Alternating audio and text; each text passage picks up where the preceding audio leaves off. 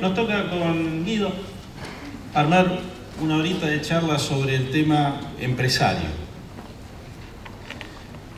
Hablar de empresas amerita hacer una serie de descargos previos. La verdad que lo que vamos a decir es casi una intromisión y una falta de respeto, porque cada uno hace de su vida lo que le parece y su empresa y su familia, etcétera, etcétera, están coligados. Entonces, alguien que hable de afuera es un poquito complicado y es un poquito irrespetuoso. Así que, por un lado, disculpas por ese sentido y agradecimiento por permitirme entrar a la casa.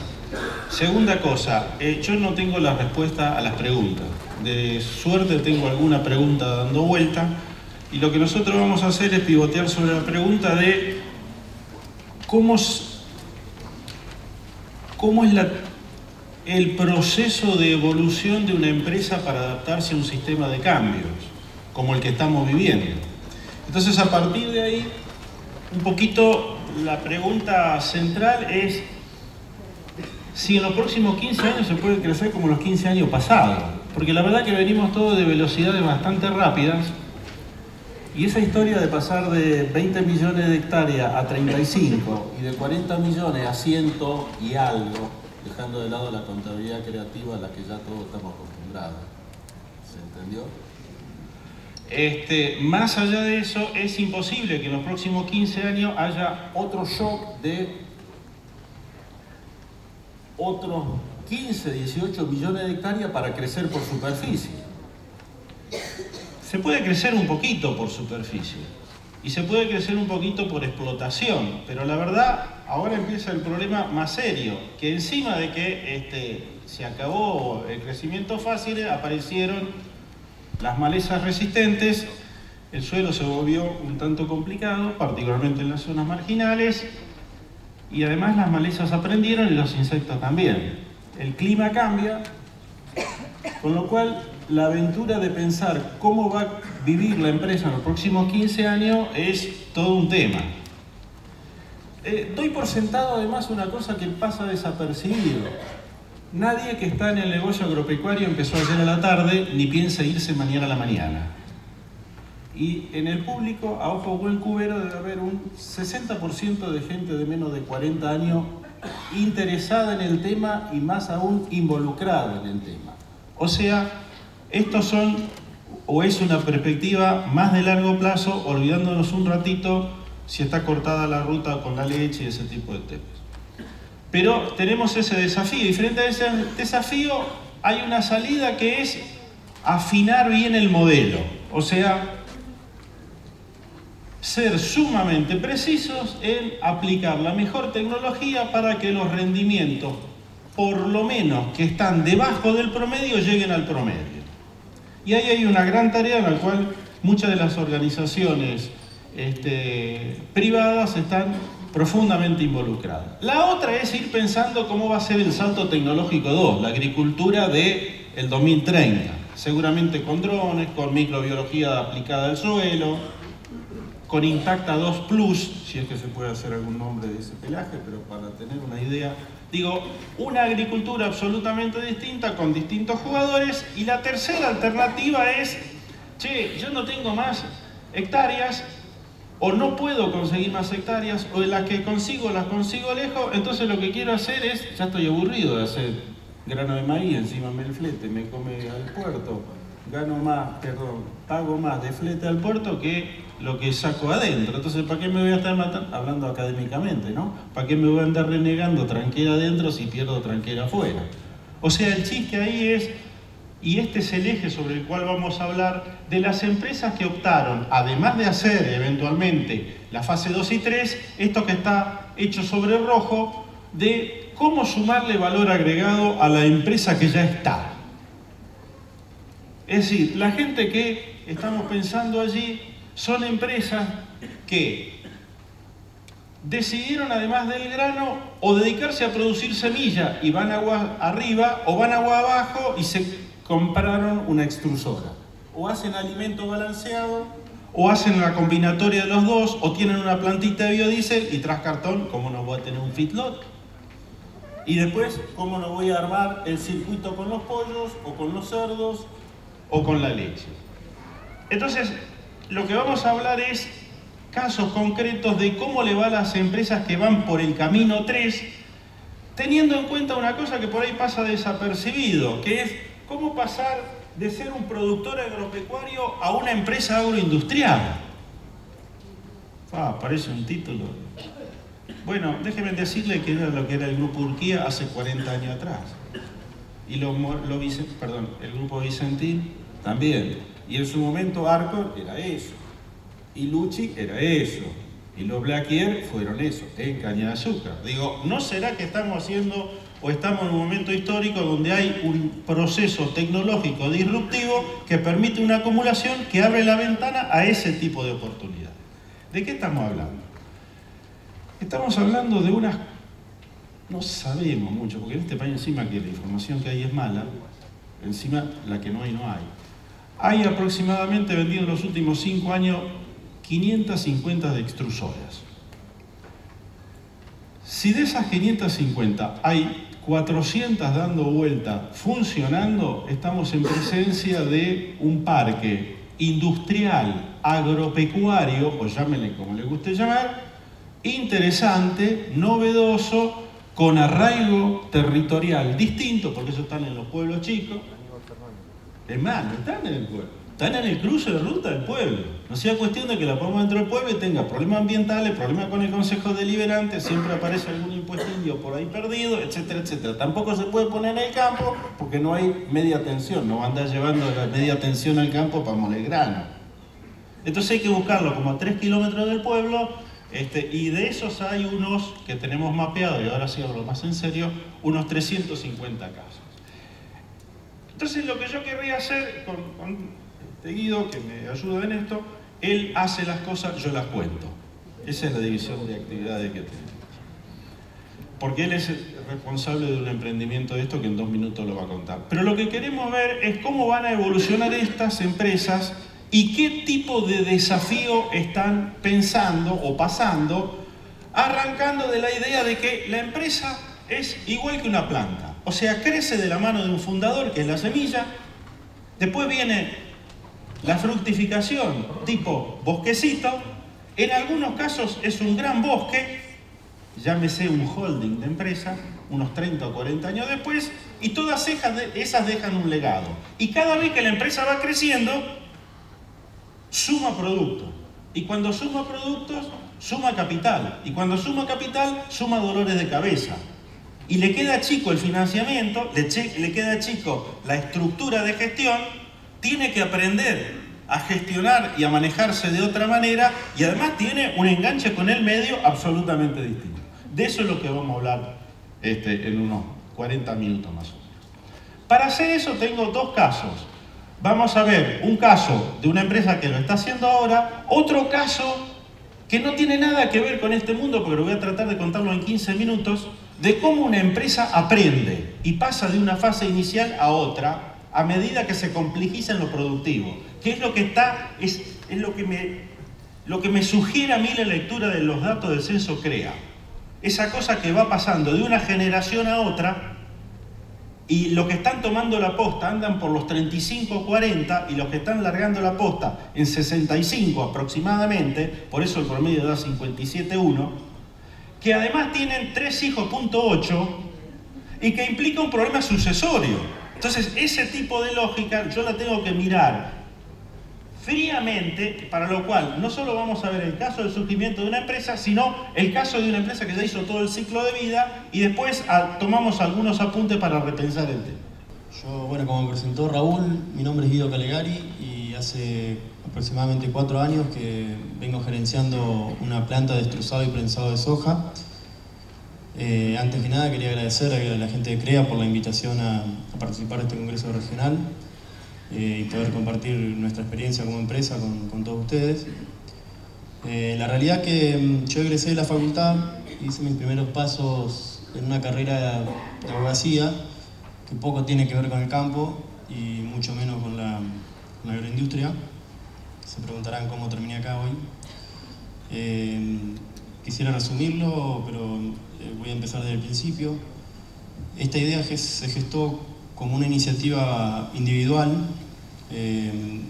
aproximadamente hace 4 años atrás, en principios de 2011, en una cena familiar, una prima que es de Cañada Rosquín, una prima mía, que es productora agropecuario y tiene tambo, me planteó la iniciativa de armar un proyecto de inversión para montar una planta de extrusado y prensado de soja, ya que en ese entonces ellos veían que entregaban la soja a la cooperativa, les contaban las comisiones, paritarias, fletes, y después compraban el pellet para dar de comer en el tambo.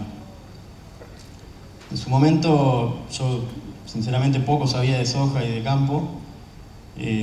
Hacía poco también había egresado de la Facultad de Ciencia Económica, me había recibido de contador, y como para no descartar de entrada el tema, le dije, bueno, dame un tiempo que voy a armar un proyecto, y al mes siguiente, después de varios días de investigación sobre el tema, aprender mucho, visitar muchas plantas, encontrándome con gente muy predispuesta, con otras no tanto, rápidamente llegué a la conclusión de que era un proyecto que a la escala que mi prima pretendía armarlo era inviable, no era rentable ni se justificaba la inversión de los equipos por los plazos de amortización que había. Es así que bueno, ese trabajo que yo hice durante un mes prácticamente quedó en la nada, quedó medio en vano, y un poco, bueno, mi prima se desalentó con el proyecto, hasta que nuevamente recibo una comunicación de mi prima, ya por vía telefónica, comentándome que le había comentado al veterinario y que en el pueblo, en Cañada Rosquín, había varios tamberos que ya tenían un poco masticada la idea de lo que era una planta de extrusado y que estaban interesados en asociarse, juntarse para llevar adelante el proyecto. Bueno, fue así que me propuso armar una presentación, ya con presupuestos ciertos, sobre una base cierta de la inversión que se requería. Armamos varias reuniones, el grupo inicial después fue mutando, también se hizo un llamado amplio. Hubo gente de San Martín de la Escoba también, de Cañada Rosquín, hasta que después de 3, 4 varias reuniones se fijó la inversión que se iba a hacer, se armó un flujo de fondo de cómo iban a ser los desenvolvimientos de efectivo, y fue así que se creó el grupo, se conformó el grupo final que somos hoy. De una idea individual surgió después un proyecto grupal. Hoy en la empresa contamos con 10 productores que hacen soja y tienen tambo, hacen leche. Varios miembros del grupo CREA, y no tuvimos una idea más creativa que ponerle grupo ACR por Aceitera Cañada Rosquín. La planta está ubicada ahí en Cañada Rosquín, la montamos ahí, armamos una sociedad anónima. Es un grupo numeroso y hay un espíritu cooperativista, más bien de lo que se llama ahora las cooperativas de nueva generación, donde se juntan voluntades, pero la empresa no deja de ser un individuo diferente de cada socio, y de esa forma todos aportan, o en ese sentido aportamos la misma cantidad de dinero, y los productores al operar con la cooperativa no tienen ningún beneficio más que un tercero, sino que se benefician en el momento que la empresa crece, se capitaliza, o cuando distribuye dividendo. Bueno, fue así que el momento allá por 2011, que proyectamos, la idea era muy tentadora, el negocio era bastante rentable, la relación de aceite de soja con poroto era casi de 3-1, habíamos planeado un periodo de recupero de 3 años, era muy buena inversión, entre que compramos las maquinarias, había un plazo de entrega, los tanques, armar balanza, predio, camino, silos. Pusimos en marcha recién cerca de junio del 2012. Para ese entonces todavía las situaciones de mercado eran como las habíamos proyectado, la soja venía subiendo un poco, pero en el grupo teníamos socios que tenían tambo y entre todos llegábamos a un consumo de 400 toneladas de speller por mes, que era un 60% de la capacidad de producción. Era como dijo Norberto en la charla, en la exposición antes de la pausa, era un negocio seguro, teníamos colocada la producción y el resto de la producción se podía salir a vender tranquilamente a terceros. Como son los mercados,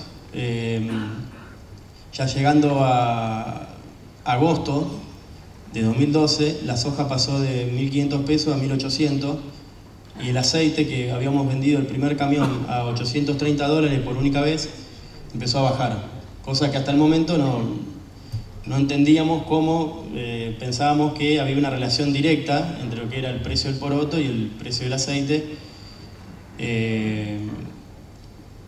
Entonces la situación se empezó a complicar, pero todavía podíamos vender esas 400 toneladas hasta septiembre, que la soja pasó a valer 2.040 pesos con un dólar de 4.30. El aceite bajó a $600. La única variable de ajuste en ese momento era el precio del speller. ¿Qué es lo que pasó? El speller dejó de ser parte de las dietas de los tambos. O sea, de las 400 toneladas que vendíamos a los socios, la misma cantidad de tambo con la misma cantidad de vaca en ordeñe empezaron a consumir 150 toneladas de speller. Yo como administrador, bueno, me paraba enfrente de cada productor y le preguntaba qué es lo que pasaba. Y me dicen, mirá, Guido, hoy dar speller en el tambo es casi como darle lomo a las vacas, entonces era lógico que cada uno, si bien era socio de la empresa, tenía que cuidar también su actividad propia, su actividad privada.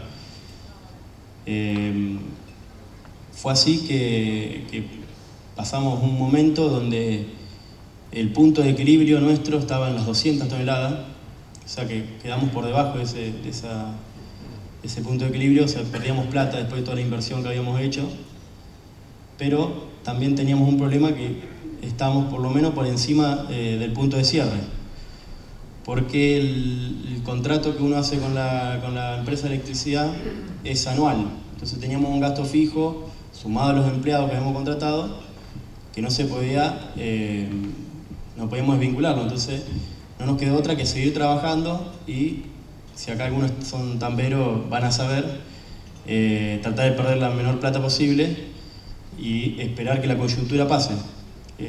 Fue así que, bueno, con el tiempo se acomodó el mercado, nosotros apostamos a superar la coyuntura, y es que con esto no quiero desalentarlos a armar un proyecto así, sino todo lo contrario, es un poco contarles la experiencia nuestra de cómo pasamos por momentos muy delicados, donde los grupos suelen fragmentarse, aparecen los culpables, y diríamos, nosotros supimos superarlo eso, sobreponernos, y hoy nos consideramos una empresa en crecimiento, que hemos básicamente paso a paso cumpliendo todos los objetivos que nos habíamos planteado. Con las ganancias de los primeros años armamos una planta de acopio de 3.000 toneladas para soja. Ya compramos y estamos por poner en marcha esta semana una nueva línea de destrozado y prensado de soja para duplicar la capacidad. Vendemos toda la producción que hacemos y el mes que viene inauguramos una planta de balanceado de una molienda de 120 toneladas por día. Así que estamos mucho más que satisfechos de habernos incursionado en esto. ¿Puedo hacer una pregunta? Sí. ¿Vos volverías a empezar? Sí. Ya que te lo pregunto el día que está cortado. Robert, Porque sí. ahí se toma la decisión. Bueno, es una pregunta que me hiciste cuando me invitaste, llamaste por teléfono para invitarme a dar acá una charla, y lo pensé mucho y sí, lo volveríamos a hacer, calculo que lo volveríamos a hacer.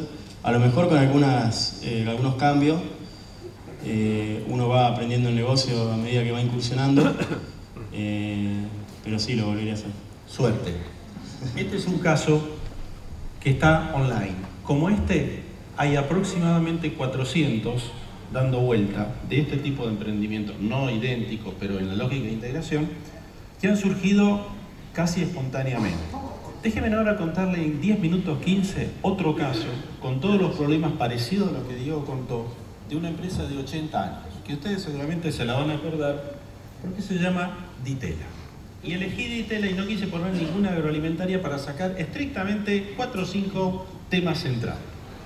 Primero de todo, rápido en la sala, ¿qué quiere decir Siam?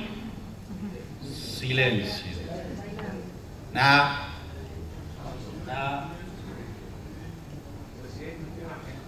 Sistema integrado de amasadoras mecánicas, que fue el primer producto que el viejo Ditela en el año 1918 trajo en la Italia, igual que nuestros abuelos empezaron con el campo, abuelos o bisabuelos en algún momento. O sea, un pater family con un producto determinado empezó a funcionar de una manera, vía prueba y error. En ese momento la forma de organización, igual que las producciones agropecuarias convencionales, es pater family. La tecnología está toda en la cabeza. La contabilidad se lleva en el cuaderno negro. ¿Está claro? Los impuestos se pagan una vez por año cuando el contador dice: no me vengan con la previsión presupuestaria, etcétera, etcétera. Y la empresa básicamente tiene, entre empresa y familia, el objetivo está muy, muy cercano. Las conversaciones en las mesas familiares son estrictamente empresarias, lo mismo que le pasó a Guido Ditela, perdón, a Torcuato Ditela. Este señor tenía la tecnología en la cabeza que aprendió cómo, haciendo, y esa es la famosa máquina amasadora mecánica de panificación de 1920. De ahí en más, el tipo empieza a copar el mercado, pero el mercado de la amasadora mecánica, igual que el de la soja, flaco, en algún momento pega la curva y se estabiliza. Yo sé que se puede exportar, pero hay que cruzar el charco. Yo sé que África existe, pero hay que ganar el mercado, tal cual lo decía Berta hace un rato. Con lo cual, usted está en una primera etapa donde la empresa es la persona, las órdenes son verbales, no hay mayores registros, la tecnología está incorporada en la persona. El mercado generalmente es regional y usted se maneja como empresa estrictamente con las rutinas familiares que conoce. De hecho, si Ditela era Ditela, los socios tenían que ser Torcuato socio. Y se hablaba en Cocoliche. Claro, eso era Ditela. Techín tiene doble idioma, idéntico, y nació y fue parida de la misma manera. Fate fue de la misma manera, etcétera, etcétera. Mastelone fue de la misma manera. Segunda cosa, un día se le acaba el mercado y el tipo, igual que el productor maicero en Río Cuarto, dice: che, a 400 kilómetros del puerto no puedo vender. Por más que haga la amasadora mecánica o el maíz de punta, el mercado se me achata.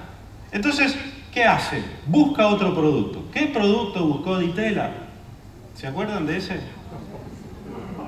Tecnológicamente era más complicado. Y después puso la planta. Igual que los chacareros, ¿no? Si vos le dejás, el tipo quiere tener, Ditela, ¿no? Quería tener la fundición, la fresadora, el torno, el martillo, el balancín. Menos mal que paraba ahí porque si no emitía moneda propia.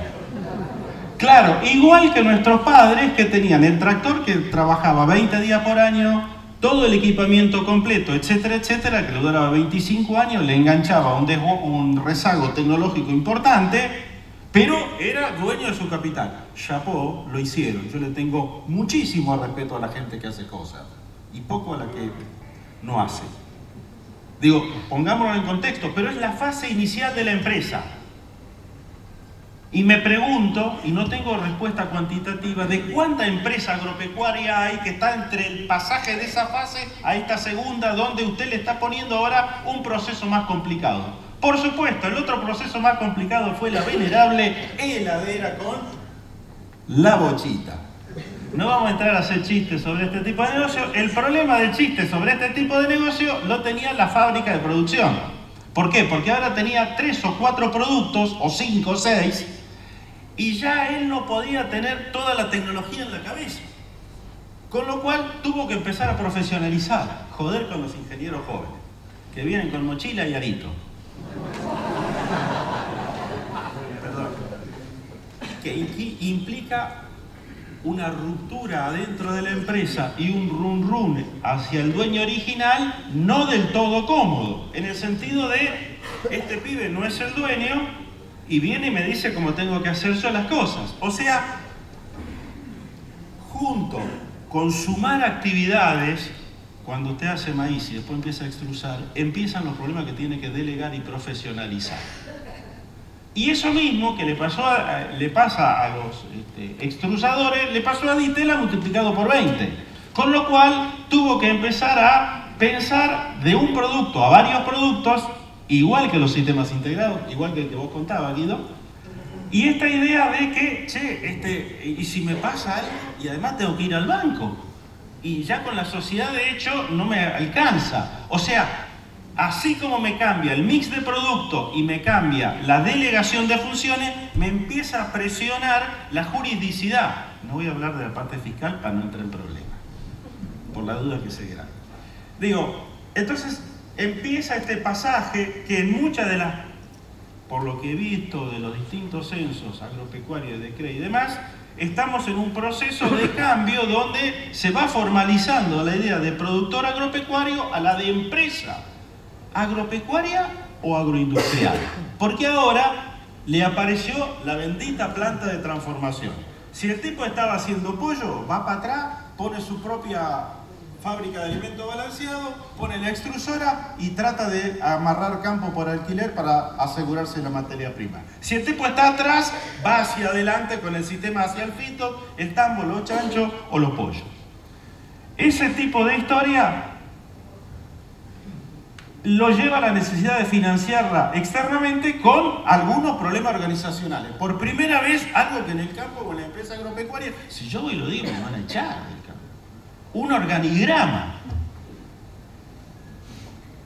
Bueno, miren, si pasan a ser empresa, tarde o temprano eso llega. Y junto con el organigrama llega la especificidad de cada función de quién hace qué en qué pedazo del campo. No son todos multifacéticos. Ahora está el tractorista por un lado, está el de la guachera por el otro, etcétera, etcétera. O sea, la misma lógica de Di Tella aprendiendo en la fase 2 a una parte organizacional, uno la puede aplicar claramente como un problema de crecimiento que es adentro de la empresa. No es que el tipo con el que uno labura sea malo o tenga mala voluntad. No, creció tanto en la diversidad que hay que organizarse de otra manera y con otra juridicidad. Encima de eso, llegan los profesionales y los hijos y los yernos. Que es todo un problema, no los hijos, los yernos o la nuera. ¿Pero por qué? Porque, entre otras cosas, se crea un imaginario colectivo de lo que es la empresa o la firma y el dueño lleva todo en el cuaderno. Ahora sí está actualizado en el Excel. Sí, pero necesita, y ahí vea el segundo punto, dicho medio en juego, medio en serio, que es tener información fiable, no solo para la toma de decisión interna, sino para el manejo societal, porque esto era una empresa familiar que empezó a ser una empresa comercial. ¿Se entendió? O sea, uno va sumando producto y cuando suma producto, en el afán de sumar producto, se compra problemas. Y entonces tenés otra forma de organización, otra necesidad de información, otra juridicidad, y al final te preguntás, che, ¿y para qué laburo tanto? Entonces el tipo se sienta en el sillón y dice, ¿pero sabés lo que vale mi empresa ahora? Y eso me lleva a otro punto. A esa altura del partido, este señor ya tenía de qué vivir, igual que casi todos los que estamos acá, y se está planteando no tanto cuánto saco por campaña, que es el argumento que vos hacías, yo no voy a hacer un seguimiento semestre por semestre para cerrar o no, sino que miro cómo se me va capitalizando el activo, siempre y cuando tenga una línea de flotación medianamente adecuada. O sea, el objetivo de la empresa dejó de ser el sustento familiar de supervivencia para pasar a ser la acumulación postgeneracional. ¿Se entendió? Lo que le vamos a dejar a los hijos. Encima de eso están las personas. Este es Torcuato Di Tella, que en el año 52 tuvo la mala idea de fallecer. Pero ya había dejado a sus 2 delfines. ¿Los conocen? 1, 2. Que se hicieron cargo, y ahí empezó la historia de Siam Di Tella. Ahora fíjense qué interesante, yo tengo mucho respeto para los dos, los conozco los dos, o los conocí, son profesionales excelentes. ¿Qué pasa con las empresas familiares agropecuarias que empiezan a ser empresas industriales y tienen 4 hijos? Eso valía, digamos, la idea de yo con el campo mantengo a mis hijos, valía en la generación del 20, del siglo pasado. En esta generación te aparece el otro problema. ¿Sabes qué? Mi hija se le ocurrió estudiar arquitectura. No quiere saber nada de campo. La otra, filosofía. Y no falta nunca un psicólogo en buena familia. Conclusión, hay que pensar en el proceso sucesorio, porque si no, el árbol que usted plantó, la semilla que plantó, el árbol que creció y que lo maduró durante 30 años, se le puede ir con el primer viento. Y la verdad que eso es la diversidad de la vida, pero hay que preverla con algún grado de flexibilidad junto con los sistemas de información para que el sistema funcione. Fase 3, con esto cierro, Di Tella. ¿Quién apareció? El famoso Siam Di Tella. Claro, de eso están todos felices con el Siam Di Tella, no están tan felices con la siambreta, que ella tenía otra connotación. Eso derivó en el famoso holding de empresa, igual que usted puede encontrarlo en unos 20 a 25 grupos agroindustriales en Argentina que empezaron 60 años atrás, cuando fue la última vez que el agro tuvo un revival de recurso económico como para hacer una puesta en escena sustantiva. Después fueron malas o malarias. Digo, a esa altura del partido dejó el holding con una empresa multinacional. Miren que hay varias empresas agropecuarias multinacionales, con toda la crisis que tenemos. Entre ellas, Chapó, uno de los señores prohombres de este movimiento.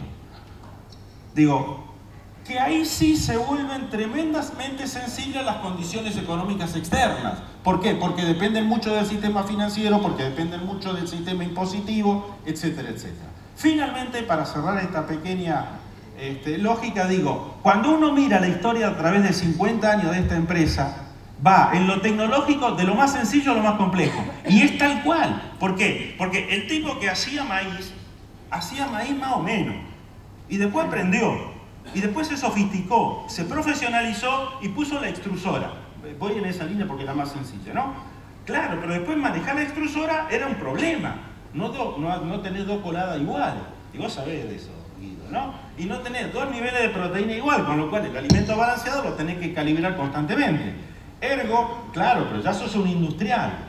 Y ahí vas a mirar los stocks, los tiempos muertos, cómo te financiás para empalmar el calce entre el insumo y el producto, etcétera, etcétera, que vos no contaste, cómo casi te volvés canoso en los últimos 6 meses. Y va desde lo más barato a lo más caro. Están además los problemas sucesorios y está esta idea de la empresa no pasa desapercibida a la comunidad, porque vos agarrás un pueblo de 15.000 habitantes o de 6.000 habitantes, le pones en el cruce de ruta que está a la salida una fábrica de estas, no de estas de Di Tella, sino una como la que plantea Guido, y termina generando 30, 40 puestos de trabajo, de los cuales 10 son directos y 20, 25 son indirectos. Y lo primero que joden, demanden el ritmo de la hora de la siesta. Porque los tipos mueren en continuo y entonces van al banco en continuo, van a la YPF, perdón, a la estación de servicio en continuo y le cambian la lógica de arraigo territorial del cual hablábamos hoy. Eso es la industrialización del campo. Que en medio de tanto lío no estamos viendo que estamos generando un proceso con una posibilidad y una potencialidad formidable y que estamos siguiendo los pasos de los granjeros norteamericanos. Nosotros lo estamos haciendo con biodiesel y algo de etanol, ellos lo hacen básicamente con etanol y feedlot. Y ahí está la posibilidad y cierta regurgitación amarga de las trabas que hay aguas abajo a industrializar en carne, leche, etcétera, etcétera. Terminada esa historia, digo, después quedó el Instituto Di Tella, como relación con la comunidad. ¿Y ahora qué? La Universidad de Itela. Y encima un candidato a vicepresidente que sale de la Universidad de Itela. Esto lo puse por, si después se viraliza, les puede llegar a interesar para pensarlo para cada una de las empresas, en qué fase están, porque lo damos en la universidad como material de texto. Pero no quiero perder el tiempo en esto, que son distintas etapas con distintos problemas y cómo cada uno lo va resolviendo. Muy bien, y ahora por casa, ¿cómo andamos? Evaluando las razones para industrializar. Básicamente la gente que entra en este lío, como el que muchos de los que están acá entran, digo, distancia al puerto y flete. Si tuviéramos un sistema de ferrocarriles como la gente, otro sería el carro. También, si los camiones estuvieran coligados, también las tarifas serían otras. Claro, si tuviéramos 25 años y la experiencia de 60, también la vida sería mucho mejor. Pero bueno, lo que quiero decir es que distancia al puerto y el flete, dificultades de comercialización. No hay mercado, no hay ventana de precio, sonamos. ¿Qué hacemos con el trigo? ¿Qué hacemos con el maíz? No siempre está disponible. Entonces, ¿qué hago? Lo muelo por la propia, avanzo una etapa. Precios, incentivos, márgenes de las otras etapas. Che, ¿cuánto gana el tipo que hace tal cosa? Fantasía a veces realidad. Y otras, como el control de la materia prima o esta idea de ganar sinergia. Como yo tengo el grano cerca, muelo cerca, hago feedlot cerca y es más fácil mover hacienda terminada que no mover camionadas con grano. O lechería u otras posteriores. Las vías para hacer esto, una es una nueva asociatividad, que es el caso que contaste vos. Otra es las viejas cooperativas puestas a industrializar. Fíjense qué interesante, las cooperativas habían nacido básicamente con un problema de fallas de comercialización, por stock de grano con los hilos o por problemas de rebate feria. Y ahora se están moviendo hacia el abastecimiento y el procesamiento industrial de insumos y se están moviendo hacia la industrialización. En mayor o menor medida, con mayor o menor velocidad. O bien, esta idea de pongo el extrusado en la planta de biocombustible. ¿Cómo funciona esto? El tipo dice, yo tengo el grano, muelo, tengo el grano. Generalmente, parte tierra propia, parte tierra de tercero. Voy sobre la margen izquierda, ¿no? Contrato todo lo que puedo con maquinaria de equipo, me queda el grano. Una vez que hago el grano, planta de crushing. Si tengo un poquito más de espalda, y hay unos 30 casos que lo que hacen es specialities o producción de semillas, que es otra manera de integrarse hacia atrás. Hace ese tipo de comentario y después muele. Cuando molió, fue. Se casó para siempre. No hay divorcio, porque no puede tener la planta parada. Entonces tiene que ser coincidir el flujo de grano, que era tu preocupación, con el flujo de molienda y el flujo de uso. Cuando hace ese tipo de historia, se compra otro problema, porque toda la financiación del ciclo depende que invoque la cosecha al inicio. Si el tipo le va mal en la cosecha de inicio, queda descalzado durante buena parte del proceso. ¿Me siguen? Y entonces tiene que ir al banco para capital operativo, pero el problema es que no hay préstamo más o menos razonable para capital operativo, sí en todo caso para algún crédito de fondo. Con lo cual tiene una dificultad financiera que depende del clima. Esto es una debilidad complicada porque quedamos atados, y esto lo conocemos bastante bien, de que si se nos descalzan los cobros de la materia prima con los cobros del producto final, ya industrializado, corre al banco o plantás soja, pero ya no podés volver. Entonces, este es el tipo de complejidad que tiene este tipo de empresa. Perdón, me fui de una. Ahora, gestionar todo esto es un drama. Yo charlando con varios de los jugadores que trabajan esto, bueno, le decía, che, ¿qué haces vos? Hago tal cosa. ¿Y qué pusiste? Una planta de... ¿Para qué? Y además hago alimento balanceado. Y hay algunos que hacen alimento para pets, otro alimento para peces. Hay de todo en la viña del Señor, menos uvas. Y el tipo te dice, ¿cuánta gente ocupás? Tengo 7 u 8 en el campo, que es todo es así, 7 u 8. Tengo 7 u 8 en el campo, 6 en la planta, que trabajan turno rotativo, tengo 6, 8 entre los camiones, tengo 5 en la administración. Espera, que viene el tipo que le tengo que firmar los cheques. Firma el cheque. ¿De qué era que estamos hablando? Ah, ¿cuánta gente tenía? Y además tengo mi señora que trabaja acá, mi cuñada que trabaja allá, el otro tío que va allá, el otro señor que está allá. Che, qué bien. ¿Y dónde se juntan? Bueno, nos juntamos los domingos a comer todo en casa, que es porque los domingos a la mañana dormimos, y nos juntamos todo al mediodía y ahí cambiamos impresiones. Eso se llama la informalidad en el proceso de decisorio. Ahora, bueno, decís, ¿cuánto trabajas por día? 12 horas. ¿Por qué trabajas 12 horas por día? Pues yo se lo pregunto de la lógica y hago el role-play de, che, está laburando demasiado. Dice, trabajo 12 porque no puedo trabajar 14 porque no me dan más la neurona. Y vivo corriendo de un tema al otro. Esto no puede ser, es un desastre. ¿Alguna vez hablaste con los tipos de la CEPIME a ver si te financiaban algo? ¿La qué? No, eso no tenemos. ¿Vos fuiste por el Ministerio de Ciencia, Tecnología e Innovación Productiva? No, ¿para qué? Ah, sí, ¿existe? No sabía. Yo vivo por la propia y tengo mi propio mundo. Sí, pero ¿vale la pena que hagas todo eso? Te dice, mi problema es financiero. Porque estoy descalzado. Bueno, no sé si estoy descalzado o porque tengo demasiado stock, pero fíjate la cantidad de hectáreas que tenés. La hacienda la estás haciendo rotar al tiempo que tenés que hacerla rotar. Bueno, eso después, etcétera, etcétera. O sea, su problema, su percepción del problema es financiero. Vos le preguntás, ¿tenés la contabilidad al día? Sí, tengo una chica que se encarga a mediodía de la contabilidad, más la contadora. Decime, ¿y cuánto facturás? No. Bueno, más o menos entre 2 y 3 palos. Bueno, está bien, 4 o 200 por mes. ¿Y cuánto vale tu empresa? 10 millones de dólares. Che, ¿y cuando arrancaste, cuánto valía? Y 800.000, que era el valor de la tierra, $1 millón, más no tenía. Ese es el bicho. Ese está entre fase 1 y fase 2. Entonces, ese señor, lo primero que se pregunta hoy es recalculando. ¿Vieron como lo de la gallega? Recalculando. ¿Habré hecho bien el negocio? ¿Me habré metido en el lugar correcto? Que es la pregunta que yo te hacía a vos. Y el tipo te dice, nunca volvería atrás. ¿Por qué? Porque tiene una cosa que empresarialmente es brillante, fundamental, esencial. Ama lo que hace. Y la gente que ama lo que hace merece realmente que le vaya bien.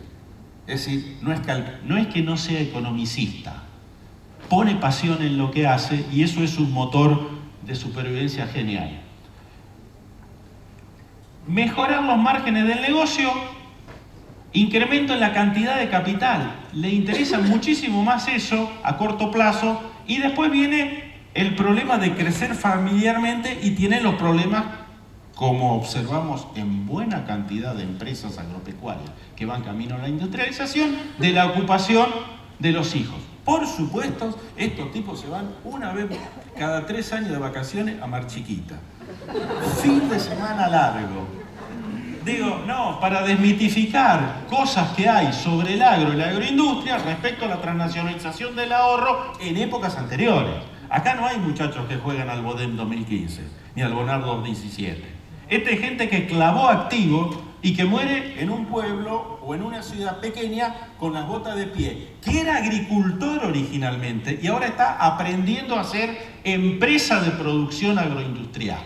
El problema de la A, si es agroindustria, etcétera, etcétera. Y quiere dejar un legado personal.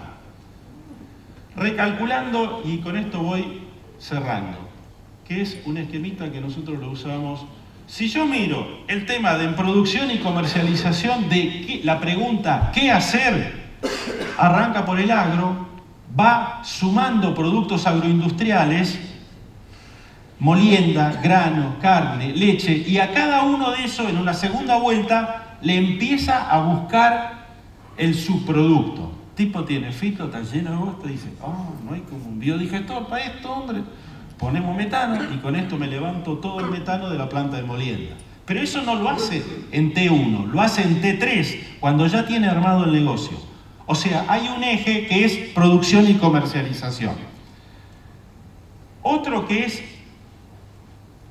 ahí está la captación de subproducto, y después viene el problema de cómo armar la logística. Que cuanto más dispersas están las producciones, más complicado es y más ámbito o espacio de captura de beneficios hay en ese plano. Después está el problema de gestión y organización. O financiamiento, vamos por este lado. Cuando el señor hace un solo producto, no hay problema con el financiamiento, hay que apalancar con proveedor y se acabó. Es un problema de plazo contra plazo, a dos puntas, una vez por año. Cuando el señor empieza a tener inversiones fijas, cayó en la inversión de 48 meses contra hipoteca o prenda. Y ahí bancarizó. Pero para poder bancarizar tiene que acomodar los papeles. Para poder acomodar los papeles no le alcanza con la contadora. Tiene que tener la carpeta al día. Ergo tiene que tener un sistema de contabilidad. Ergo, el solo hecho de ser multiproducto lleva a otra forma de organización. Ese es el mensaje que quiero plantear como básico en este modelo de transición. Que es, usted no puede sumar productos, actividades, sin pensar que el resto va a quedar fijo. Va a tener que cambiar el resto de su estructura. Y en términos de lo que es financiamiento, eso pasa mucho por lo que son los bancos, los gerentes, y la buena relación con el gerente financiero del banco. Y además esta cosa de tener al toque y finito la hojita de cheques que entran, cheques que salen y los cash flow y las proyecciones, porque te podés descalzar en cualquier momento. Guido, vos lo debes saber, vos lo debes sufrir mucho mejor de lo que yo lo cuento.